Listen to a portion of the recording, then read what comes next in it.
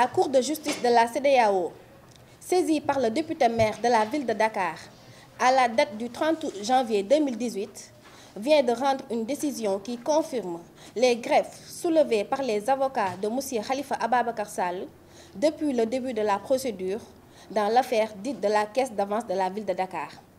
En effet, la Cour, dans son verdict qui, rappelons-le, est définitif et sans appel, reconnaît que le droit à l'assistance d'un conseil, le droit à un procès équitable, à la présomption d'innocence du maire de Dakar, Khalifa Sall, et ses co-détenus ont été violés. Ensuite, elle considère que la détention de M. Khalifa Ababacar Sall entre la proclamation des résultats des élections législatives par le Conseil constitutionnel, c'est-à-dire le 14 août 2017, et celle de la levée de son immunité parlementaire, à savoir le 25 novembre 2017, est arbitraire.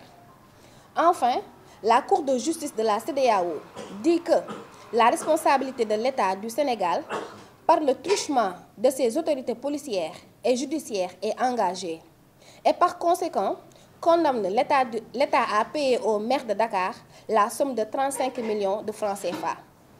Cette décision confirme, s'il en était encore besoin, la violation des droits du député maire de la ville de Dakar, Khalifa Sall, et la politisation de ce dossier par Macky Sall et son régime.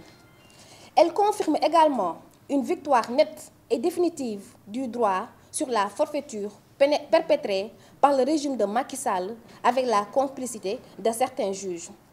En effet, elle a été rendue conformément à la loi par une justice impartiale et par des magistrats indépendants, contrairement à certains juges sénégalais fortement instrumentalisés par le pouvoir exécutif pour empêcher M. Khalifa Ababacar Sall d'être candidat à l'élection présidentielle de février 2019.